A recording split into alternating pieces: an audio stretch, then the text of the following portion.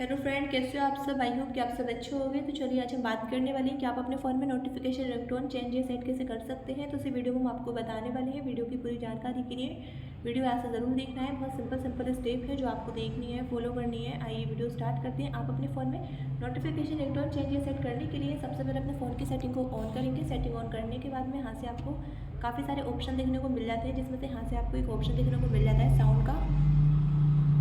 आपको यहाँ पे साउंड पे क्लिक करना है। साउंड पे क्लिक करने के बाद में यहाँ से आपको इस तरह का इंटरफेस देखने को मिल जाता है। तो यहाँ से आपको एक ऑप्शन देखने को मिल जाता है नोटिफिकेशन रिंगटोन का। आपको यहाँ पे नोटिफिकेशन रिंगटोन पे क्लिक करना है। क्लिक करने के बाद में आप यहाँ पे रिंगटोन सेट कर लोगे अपने अकॉर्डिंग, जो भी आपको सेट करनी है। यहाँ से आपको ब्रेक होना है। तो आई होप कि आपको वीडियो अच्छी लगे। वीडियो अच्छी लगे तो वीडियो को लाइक करें, शेयर करें। चैनल पर नए हो तो चैनल को सब्सक्राइब करें। मिलते हैं अगली नेक्स्ट इंटरेस्टिंग वीडियो के साथ। तब तक के लिए बाय एंड टेक केयर।